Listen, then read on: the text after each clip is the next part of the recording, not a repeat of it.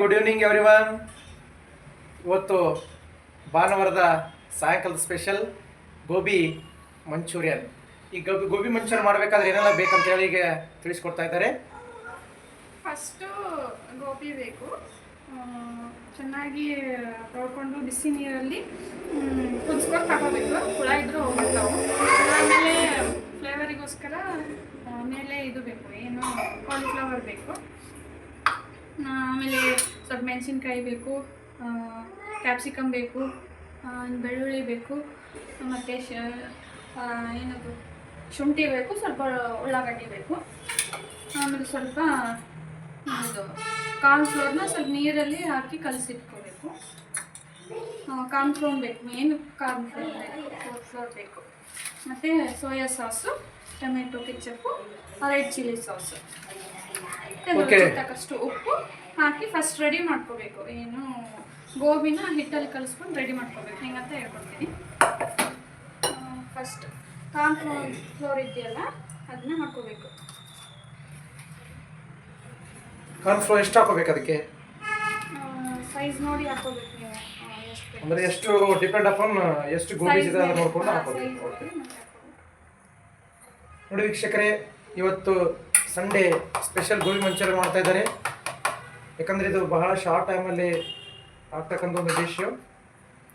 ಯಾಕಂದರೆ ನಮ್ಮ ಮನೆಯಲ್ಲಿ ಸುಮಾರು ಬಾರಿ ಒಂದು ಡಿಶನ್ನು ಮಾಡಿದ್ದಾರೆ. ತುಂಬ ಟೇಸ್ಟಿ ಆಗಿರುತ್ತೆ ಮತ್ತು ಹೆಲ್ದಿ ಕೂಡ ಆಗಿರುತ್ತೆ. ಯಾಕಂದರೆ ನಾವು ಹೊರಗಡೆ ಎಲ್ಲ 50-60 ರೂಪಾಯಿ ಪ್ಲೇಟ್ ಕೊಟ್ಟು ತಿನ್ನೋದಕ್ಕಿಂತಲೂ ಮನೇಲಿ ಈ ಥರ ಮಾಡಿ ತಿನ್ನೋದ್ರಿಂದ ನಮಗೆ ದುಡ್ಡಿನ ಉಳಿತಾಯ, ಜೊತೆಗೆ ಆರೋಗ್ಯ ಉಳಿತಾಯ. ದಯವಿಟ್ಟು ಯಾರು ಹೊರಗಡೆ ತಿನ್ನಲಿಕ್ಕೆ ಹೋಗ್ಬೇಡ್ರಿ.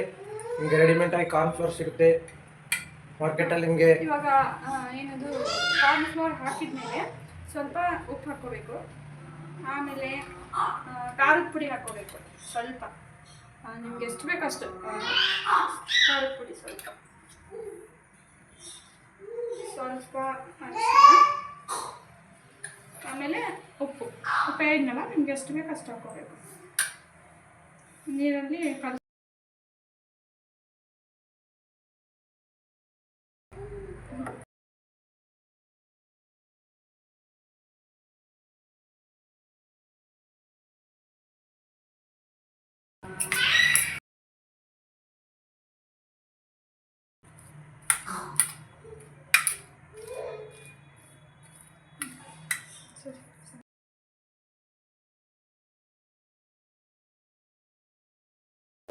ಇದೇ ಥರ ಕಲಿಸ್ಕೊಂಡ್ಮೇಲೆ ಡೈರೆಕ್ಟ್ ಫ್ರೈ ಮಾಡ್ಕೋಬೇಕು.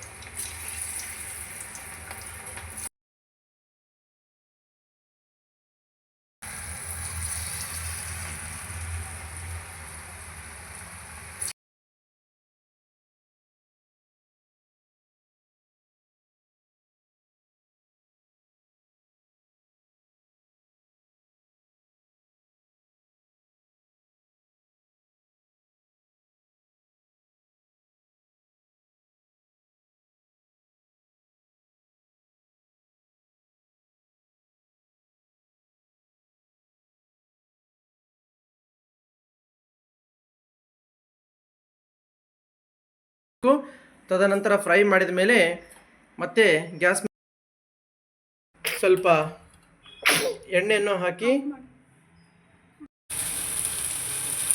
ಓಕೆ ಒಂದು ಬೆಳ್ಳುಳ್ಳಿ, ಶುಂಠಿ, ಈರುಳ್ಳಿ ಹಾಗೂ ಕ್ಯಾಪ್ಸಿಕಮ್ ಹಾಗೂ ಎಲ್ಲ ಹಾಕೊಂಡು ಚೆನ್ನಾಗಿ ರೆಡ್ ಅವರ್ ಕೂಡ ಚೆನ್ನಾಗಿ ಫ್ರೈ ಮಾಡಬೇಕು. ಈ ಥರ ಫ್ರೈ ಮಾಡೋದ್ರಿಂದ ಆ ಮಂಚೂರಿಯನ್ ಟೇಸ್ಟೂ ಕೂಡ ಜಾಸ್ತಿ ಆಗುತ್ತೆ.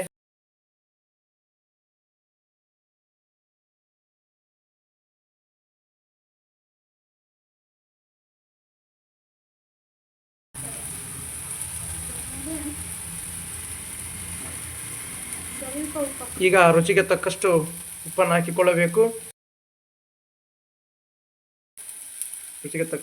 ಹಾಕೋಬೇಕು.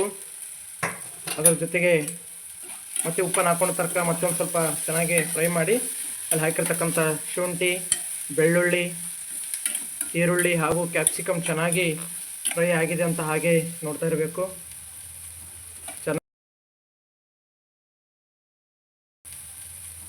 ಚೆನ್ನಾಗಿ ಫ್ರೈ ಮಾಡಿದ ಮೇಲೆ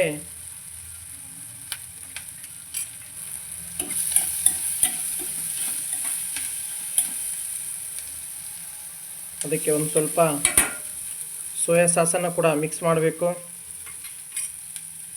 ಸೋಯಾ ಸಾಸ್ ಹಾಕೋದ್ರಿಂದ ಒಂದು